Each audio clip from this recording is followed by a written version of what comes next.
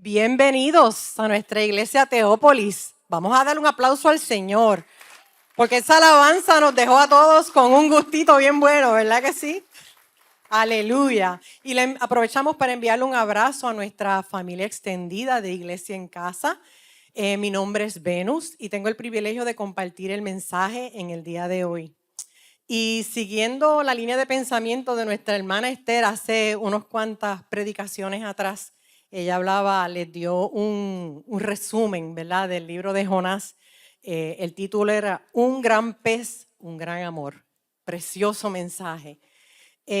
Hoy yo decidí titular mi mensaje Para un mundo en caos, un Dios soberano con un pueblo fiel. Yo no sé ustedes, pero por lo menos las noticias últimas que nosotros estamos escuchando de nuestra querida islita, ¿verdad? Están tildando a nuestra isla que normalmente le decían la isla del encanto, ¿verdad? La isla Encantos.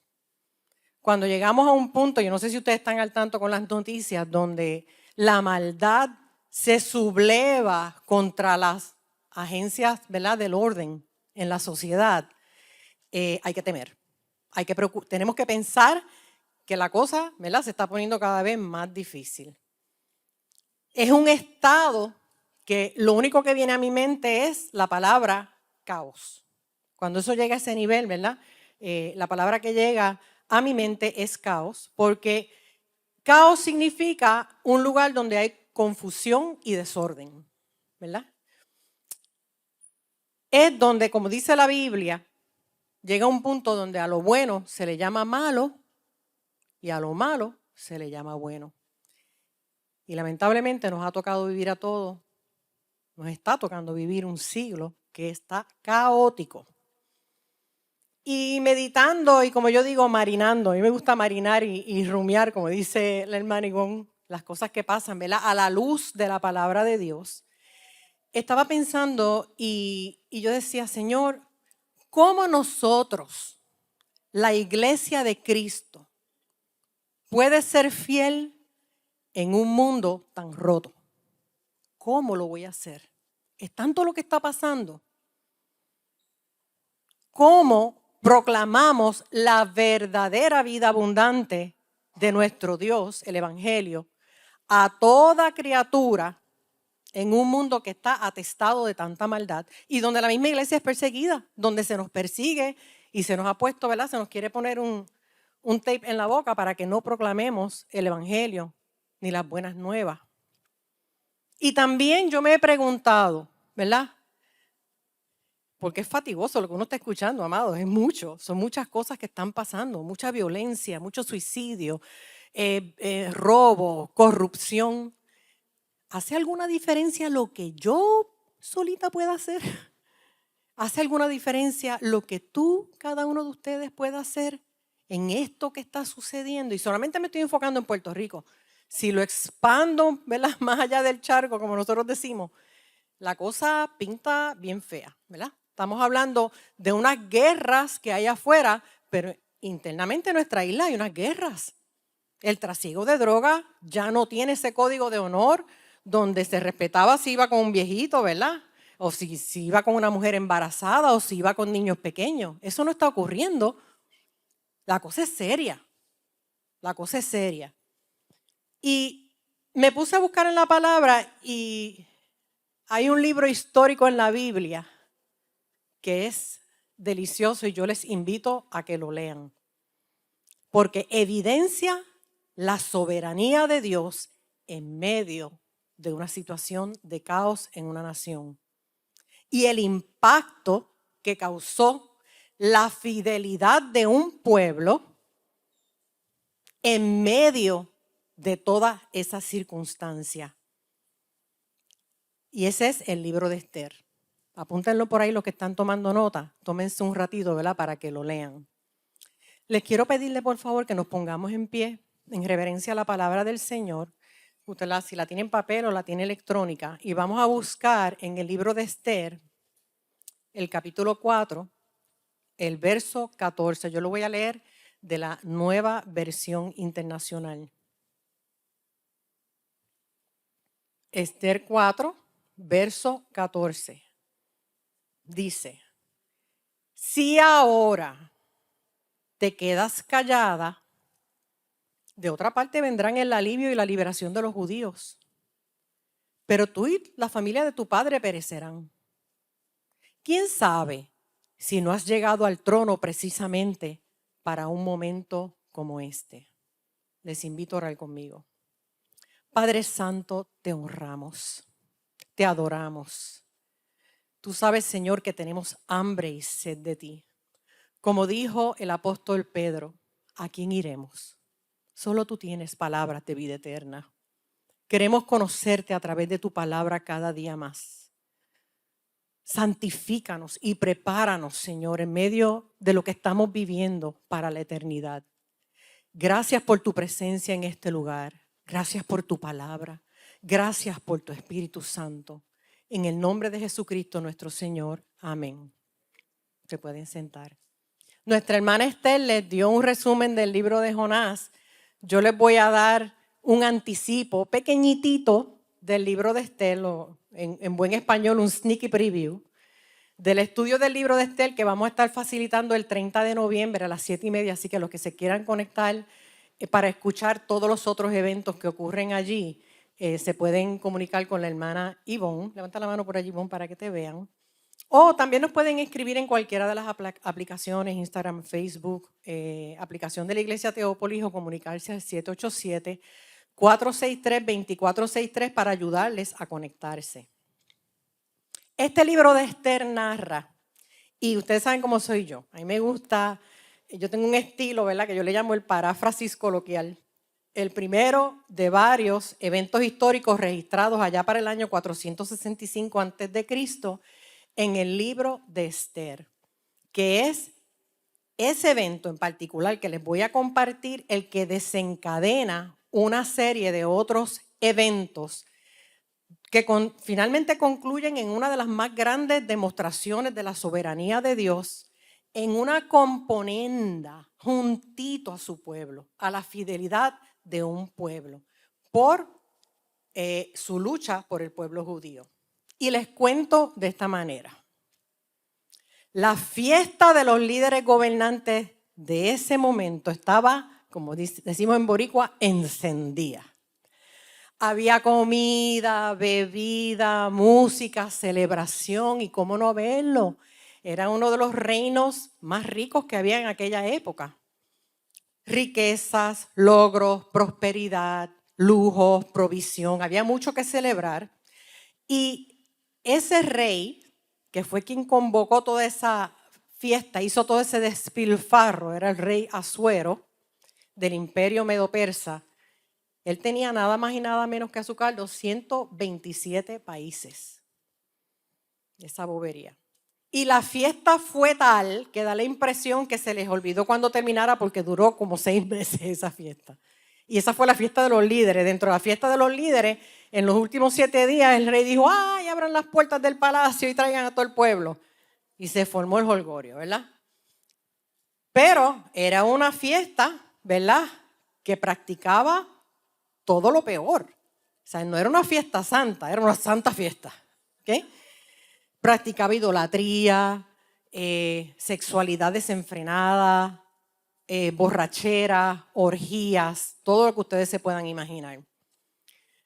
Pero de repente, esa fiesta y esa algarabía se convirtió en, como decimos en boricua también, sendo chisme.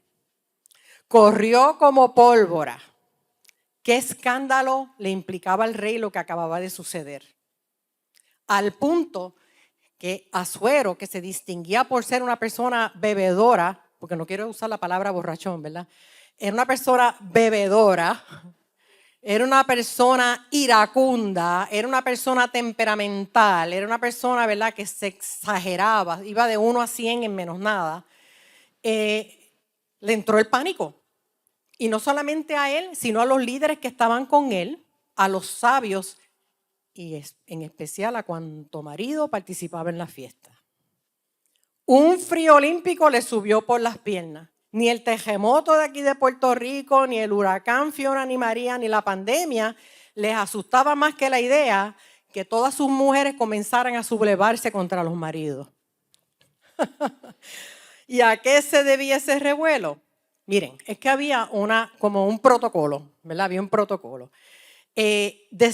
Al final de esos banquetes grandes que él daba, porque él no dio solamente ese, él daba muchos banquetes, él siempre hacía que la reina se vistiera con su mejor gala y se pusiera la corona más preciosa que ella tenía y se despaciara frente a todos los líderes y a todo el pueblo. Pero ¿qué sucede? La reina, a su vez, había decidido hacer un banquete aparte con todas las doñitas de la élite de los líderes. Ellas estaban teniendo su propia fiesta por allá. Y cuando llega el eunuco, que era el sirviente que cuidaba a las mujeres, ella le dice, mira, que pase, que te vista, que, ¿verdad? Tienes que ir allá a la fiesta, tienes que desfilar. Ella le contesta con un rotundo no. No quiero. Y allá estaba todo el pueblo y todos los líderes, todo el mundo esperando por la reina. Yo no quiero estar en los pies del eunuco que le tocó darle el mensaje al rey. Porque si él era iracundo y estaba metido en palo, ya ustedes saben. Es a rayo, él hubiera expresado, ¿verdad? Ahora sí que se formó semejante acto. Porque la reina va a ser ejemplo a las demás mujeres y estas también van a decidir no honrar a sus maridos. Y realmente, según el contexto histórico, al rey no le preocupaba tanto el que ella le hubiera dicho que no. Es que el rey Asuero, por su estilo y su personalidad, era bien odiado por todos los reyes de todas las naciones a nivel internacional. Imagínense el impacto que le crearía a él a su imagen, que para él su imagen era, ¿verdad?, bien importante, el que se regara el chisme de que la esposa le dijo que no, güey, José, no voy para la fiesta tuya, yo me voy a quedar acá. De inmediato se formó un comité ad hoc de remediación de tal desastre. El plan tenía que implementarse de inmediato y de golpe y porrazo la reina Vasti fue destituida. A toda prisa, dijo el rey, el pliego legal, redáctenlo. Lo voy a sellar con mi anillo real. Aparecieron los traductores para que se escribiera la carta en los 127 lenguas de sus países que componían el imperio medo-persa. Y no solamente las llevaron el mismo día, sino que él quería que la persona que las llevara se parara en el mismo medio del pueblo y las leyera también. Había que asegurarse de que todas entendieran. Yo no sé ustedes, pero esto, si Disney llega a coger la trama del libro de Esther, haría la película del siglo. Está el rey, la reina, los plebeyos, el villano, los súbditos, ¿verdad? Tremenda película, pero fue real. El rey y los líderes llegan a una conclusión. Van a celebrar el primer concurso de belleza en la historia de la humanidad para buscar a la nueva reina. Todo eso era lo cotidiano, las cosas que pasaban en ese lugar. Eso era el jeguerete que había, ¿verdad?, en la nación.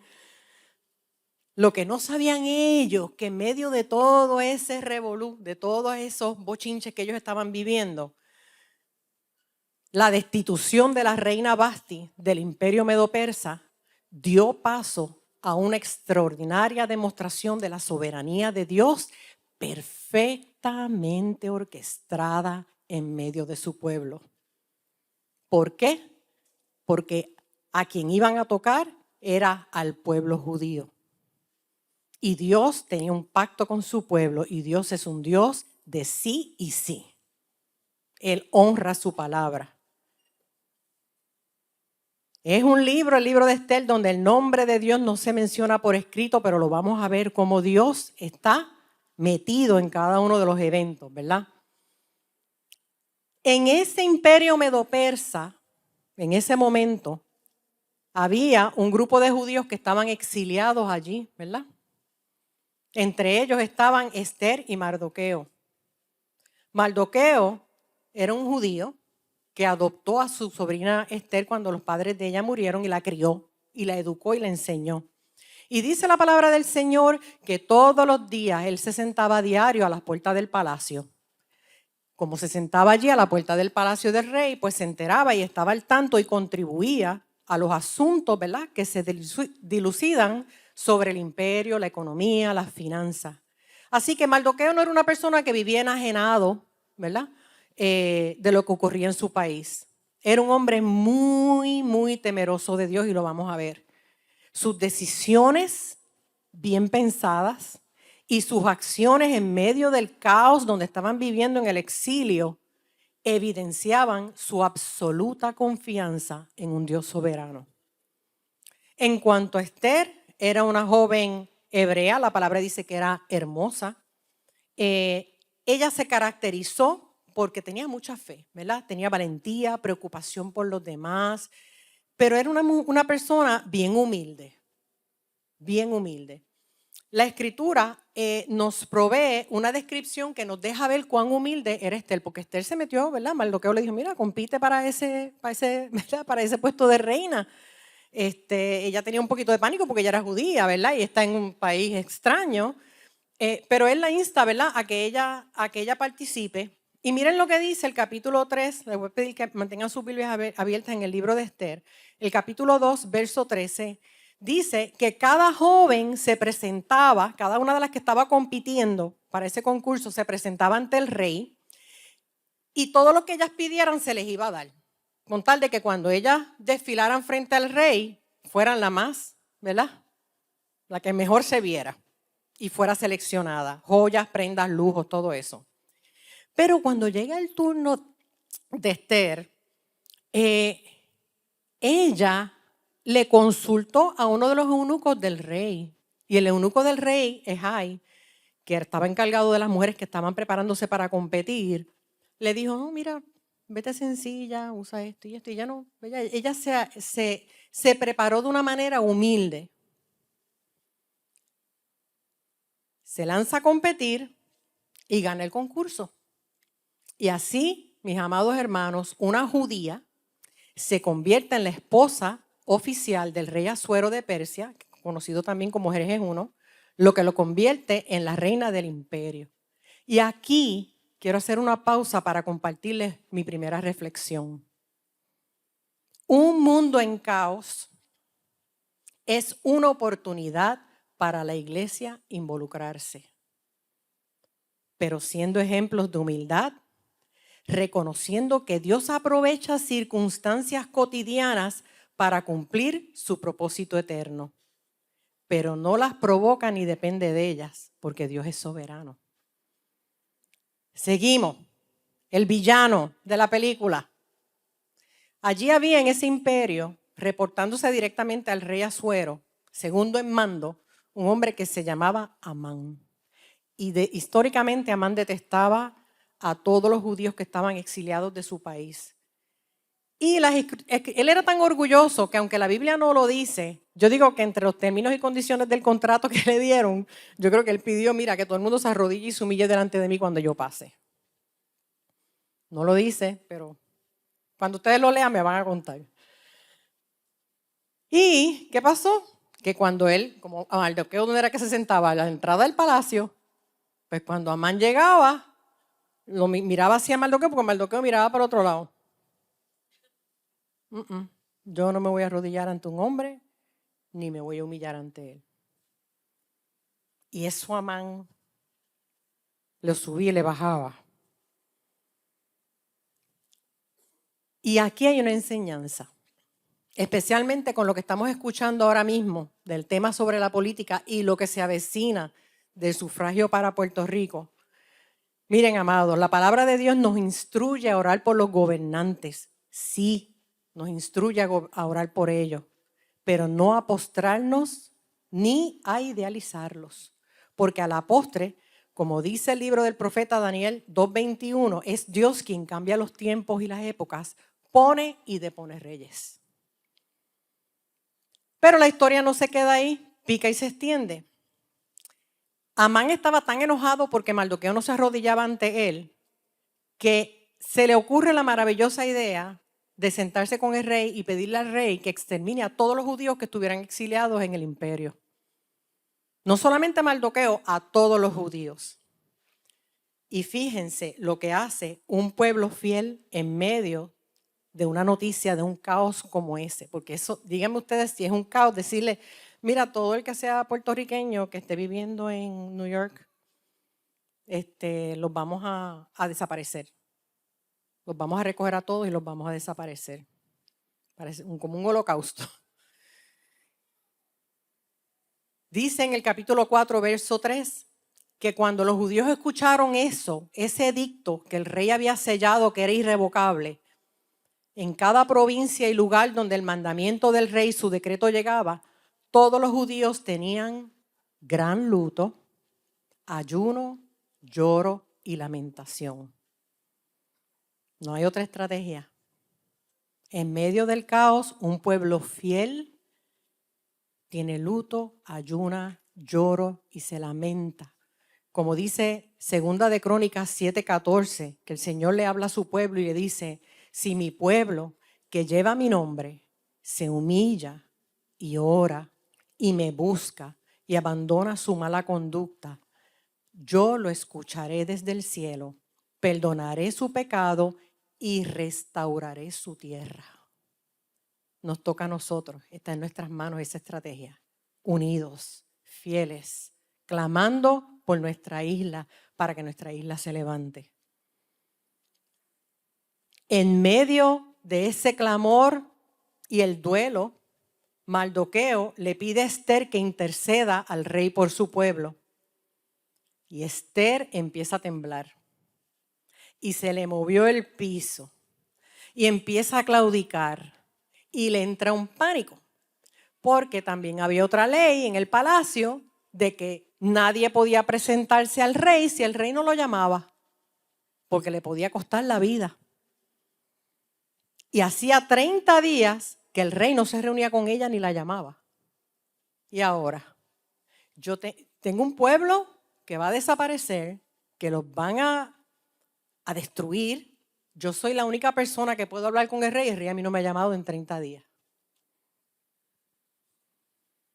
Lo único que salvaría la vida de Esther era que cuando ella se presentara ante él, el rey la mirara y extendiera su cetro hacia ella. Eso significaba, ok, puedes hablar, te acepto. Pero ella estaba temblando. Ella decía, voy a morir, porque yo lo he visto hacerlo. O sea, ella vivía allí con él, ella sabía que los que se entraban allí a hablar con él sin permiso le costaba la vida. Y en ese momento, Mardoqueo la exhorta.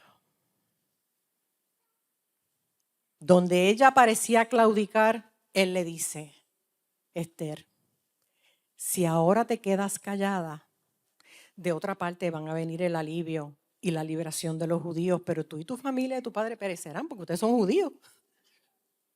O mueres porque fuiste sin permiso a hablar con el rey, o mueres porque está siendo destrozado todo el pueblo judío. Fíjense cómo Mardoqueo comenzó proclamando en ese versículo la soberanía de Dios primero. Si tú te quedas callada, Dios lo va a hacer, porque Dios es un Dios de pacto. Y ese es su pueblo, y de ese pueblo nacerá nuestro Señor, Rey Salvador. Pero luego le da una crítica constructiva y le dice, ¿quién sabe si no has llegado al trono precisamente para un momento como este? Qué lindo, ¿verdad? Le dio ese coaching. A veces nosotros en medio del caos vamos a temblar, vamos a flaquear, vamos a llorar, vamos a pensar que no puedo. Y necesitamos ahí un hermano que se acerque donde nosotros y nos diga, ¿te vas a morir en la orilla? ¿O vas a dar el próximo paso en el nombre del Señor soberano? La respuesta de Esther no se hizo esperar. En el verso 16 del capítulo 4, ella le contesta, ok, ve y reúne a todos los judíos que se hallan en Susa, que era la capital de donde ella vivía, y ayunen por mí, y no comáis ni bebáis en 3 días, ni de noche ni de día. Yo también ayunaré con mis doncellas igualmente, y así entraré a ver al rey, aunque no sea conforme a la ley. Y si perezco, que perezca. lo que hace el poder de una persona caminando a tu lado en un momento de crisis. La llevó incluso a rendir su vida ante el Dios soberano por la causa del reino de Dios. Que muchas herramientas importantes estamos detectando por aquí, ¿verdad? Y esto me lleva a la próxima reflexión, que dice: un mundo en caos requiere de una iglesia incómoda ante el pecado, dispuesta a humillarse e invocar la ayuda de Dios y lista para actuar en favor del reino de Dios. A veces nos incomodamos cuando algún hermano nos confronta constructivamente con una verdad de Dios. Y fíjense, en Proverbios 27:1 hay un versículo que a mí me gusta mucho que dice: hierro con hierro se aguza, y así el hombre aguza el rostro de su amigo. Cuán importante es el coaching en esos momentos retantes. En esa analogía, ustedes saben que cuando usted roza, ¿verdad?, un cuchillo con otro cuchillo, ¿qué sucede? Se afila y es más útil. Si usted no lo roza, sigue siendo un cuchillo, pero no corta bien. Le va a dar trabajo, ¿verdad? Es una excelente analogía. Así que miren, con ese feedback, miren cómo Mardoqueo le dio seguridad a Esther, provocó en ella un fuego y pasión, incluyendo hasta no importar su vida, por causa del cumplimiento del pacto de Dios con la protección de su pueblo, aun cuando no lo merecían. Porque si estaban exiliados y Dios los sacó y ¿verdad? Hizo pedazos su nación y los metió en otra nación, esclavos de otra nación, no era porque se habían portado bien. Esther estaba dispuesta a dar su vida por ellos. ¿A quién se nos parece? A nuestro Señor Jesucristo. La palabra también, a veces nosotros pensamos, pero ¿cómo yo? ¿Dónde? ¿Cómo? ¿Qué voy a hacer yo en un mundo tan caótico y en un Puerto Rico hecho pedazos como nosotros estamos viviendo hoy día? Mira lo que tienes a tu mano, lo que estás haciendo, exactamente donde estás. Esther no fue la única reina, la única judía que llegó a un puesto de reina y tenía, ¿verdad?, poder decisional. Daniel, en el libro de Daniel se nos da un ejemplo que Daniel también fue seleccionado para trabajar en un puesto gubernamental junto a otros 120. Hay más historias de esa. Por ejemplo, en el capítulo 6, verso 3, miren la diferencia que hizo Daniel en un imperio tan caótico donde él vivía. Dice el verso 3, y tanto se distinguió Daniel por sus extraordinarias cualidades administrativas que el rey pensó en ponerlo al frente de todo el reino. En medio de que todo el mundo tenía corrupción y robaban y alteraban y hacían 20,000 cosas, él hacía las cosas tan bien en su trabajo que el rey ya estaba diciendo: lo voy a tener que poner a cargo de todo, porque es que todo lo que él toca es bendecido, se multiplica, queda bien. Y en el 4 dice, miren lo que pasa: entonces los administradores y los sátrapas empezaron a buscar algún motivo para acusar a Daniel de malos manejos en los negocios del reino. Y busca. ¿A usted le ha pasado en el trabajo que alguien siempre está buscando por dónde, ¿verdad?, por dónde hacerte caer y encontrarte un error, etcétera, etcétera? Sin embargo, no encontraron de qué acusarlo, lejos de ser corrupto o negligente. No había por dónde coger a Daniel. Y dice, Daniel era un hombre digno de confianza. En nuestros trabajos, ¿somos nosotros esa persona digna de confianza? ¿Puede nuestro jefe confiar en que lo que nos ponga en las manos lo vamos a hacer? ¿Estamos nosotros influenciando el reino de Dios? En los trabajos, miren gente, en los trabajos hay trabajos que te prohíben hablar de Cristo. Pero donde tú no puedas hablar de Cristo, compórtate como Jesucristo. Vívelo. Sé eso. Y dice el verso 5, por eso concluyeron, nunca encontraremos nada de qué acusar a Daniel, a no ser algo relacionado con la ley de su Dios, hacer discrimen, ¿verdad? Así que si aún te estás preguntando qué diferencia puedes hacer en medio de dificultades que estés enfrentando, Mira, comienza con tu entorno familiar, puedes hacerlo en tu entorno laboral como una oportunidad para apuntar hacia Jesucristo. Pregúntate, en mi trabajo, ¿yo lo hago bien? ¿Doy la milla extra? ¿Llego siempre a tiempo? ¿No incurro en ausentismo? ¿Hago y completo mis tareas y ayudo a otros? Como dice la palabra del Señor, que todo lo que yo hago lo hago para Dios y no para nadie más. O lo hago, como aprendí en estos días, lo siento, Ivonne, la robé para mí. O lo hago quejándome por todo el camino sin amor y soy como metal que resuena y címbalo que retiñe, como decía el apóstol Pablo. Le estoy retiñando en el oído a mis compañeros de trabajo, le estoy retiñando a mis oídos, a mi familia, a mi esposo, a mi esposa, a mis hijos. ¿Eres pacificador? En su trabajo no tenían nada por qué acusar a Daniel, nada. Y ¿saben qué? Eso conlleva negarse a sí mismo. Así como Estel dijo, y si muero que muera, a veces no es muerte física, a veces es, ¿verdad? Nosotros estar dispuestos a darlo todo por el bien de otros, a salirnos de la zona de comodidad para proclamar el reino de Dios en todo lugar y circunstancia, porque la vida en Cristo es mejor. La vida en Cristo es mejor, no porque seamos fanáticos, es porque todo lo que vivimos, los que estamos en Cristo, es mejor. Es vida y vida en abundancia. La reina Esther estuvo dispuesta a romper esa regla humana con tal de defender a su pueblo judío, pero iba ayunada y orada y respaldada por un pueblo. No solamente ayunó ella, había un pueblo ayunando por ella. Un pueblo fiel se apoya los unos a los otros. Se presentó sin previo permiso ante el rey y la gestión rindió fruto. Dios la protegió y la honró. Miren lo que pasa en el capítulo 5, versículo 1.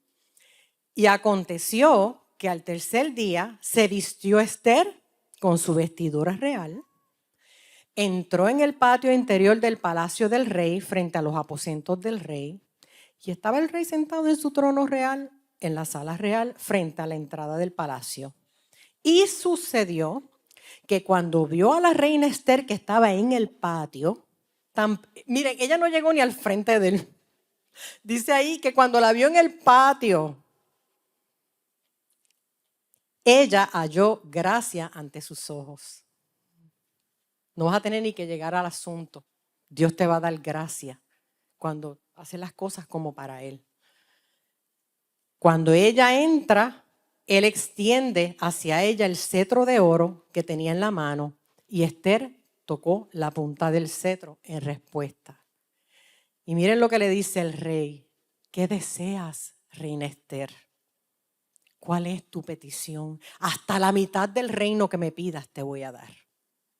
Amados, denle un aplauso al Señor. Dios es un Dios de abundancia. Nosotros nunca podemos sobrepasar la bondad de Dios, nunca. Como ustedes saben, ya la carta se había ido, ya estaba ponchada, ya iban a exterminar a todos los judíos y los edictos del rey no podían ser sellados. Pero no hay nada ni nadie que pueda contra la oración y el ayuno de un pueblo unido que sirve a Dios. Y como resultado, el rey Asuero dice, bueno, yo no puedo contradecirme a mí mismo.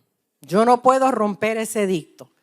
Hagan una cosa, Mardoqueo y Estel, siéntense y ustedes redacten lo que quieran. Es más, redacten ahí que el pueblo judío se puede defender. Y si hay que darle la arma y hay que darle lo que sea para que se defiendan. Esther y Mardoqueo, ni tonto ni por eso, se hicieron lo mismo, lo tradujeron, todos los lenguajes, lo distribuyeron a través de todos los 127 países para que el pueblo de Israel pudiera defenderse. Y así el pueblo de Israel fue salvo de la mano de Amán. Pero hay muchas otras cosas que pasaron en el libro que son así de maravillosas y los espero el 30 de noviembre para que las disfruten y su fe crezca, ¿verdad?, sobre la soberanía de nuestro Señor.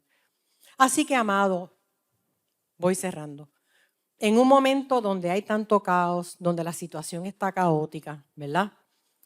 Tenemos que recordar que tenemos un Dios soberano que está por encima de toda circunstancia humana. A.W. Tozer escribió que debido a esa completa y cabal soberanía de Dios, los cristianos podemos estar tranquilos y con paz.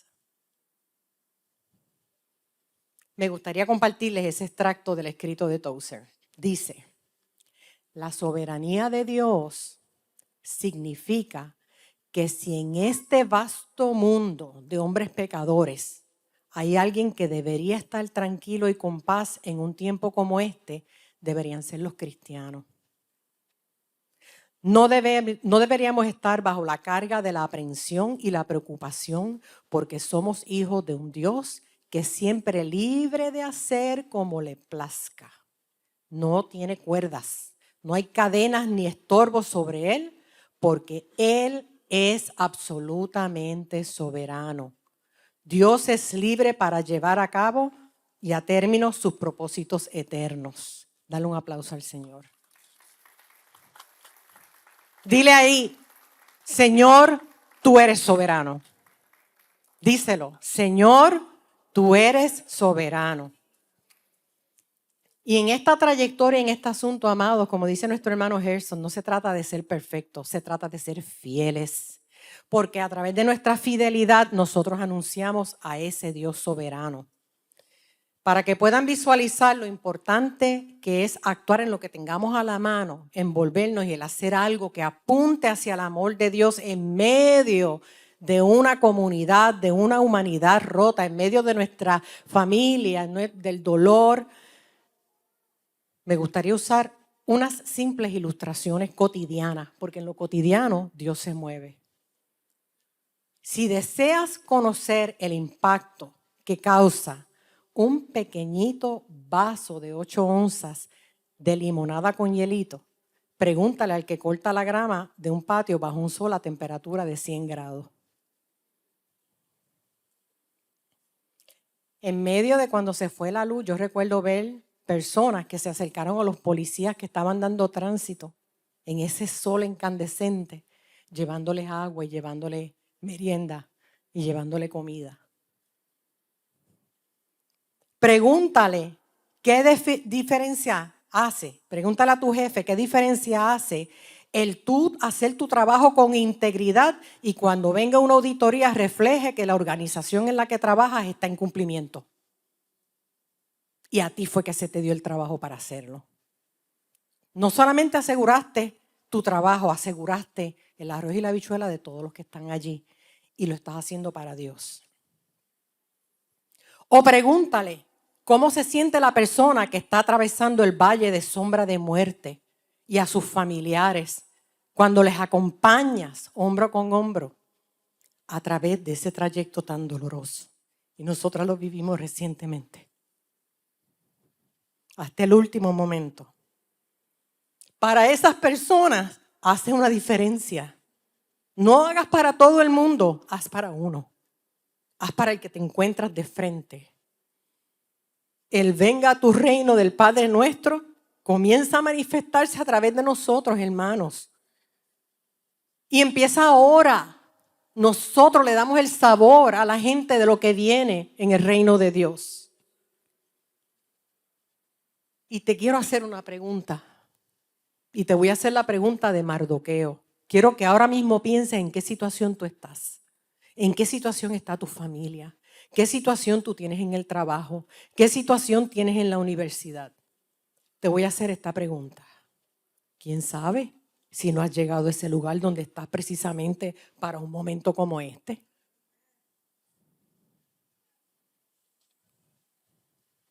Si algo admiré de Mardoqueo y de Esther es que nunca se sentaron como espectadores en las gradas. Esther se convirtió en la reina del imperio medo-persa y Mardoqueo llegó a ocupar el segundo puesto en mando del imperio reportando al rey Asuero. Los hechos de Mardoqueo fueron tan poderosos que no solamente están escritos en la Biblia, están escritos en las crónicas de la historia del imperio medo-persa.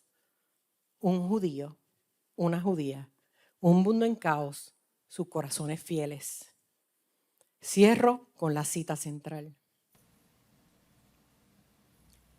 La fidelidad a Dios en el caos requiere que su iglesia se involucre para soluciones de naturaleza eternas en nuestra sociedad, siendo sal y luz, y apuntando en todo hacia Jesucristo.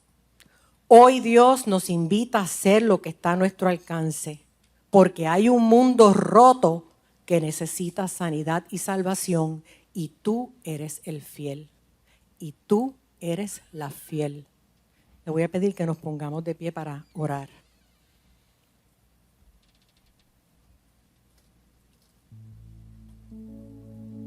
Vamos a inclinar nuestras cabezas.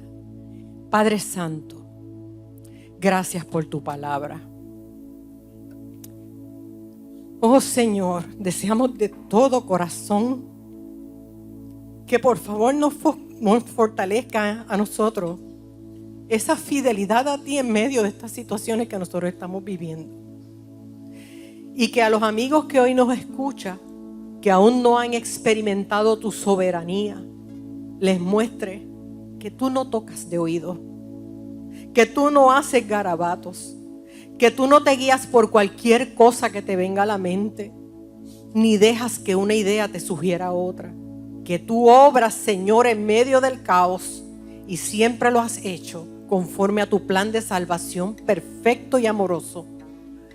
Planes que te propusiste en Cristo Jesús. Ayúdanos, Señor, que en medio de tanto caos no comprometamos nuestra santidad bajo ninguna circunstancia y que podamos, con lo que tengamos a la mano hacer, dar a conocer tu vida abundante y la esperanza de un mundo mejor a la gente que nos ve, que vive sin ti. Esto te lo pedimos con todo nuestro corazón como un solo pueblo fiel, en el nombre de nuestro Rey y Señor Jesucristo. Amén.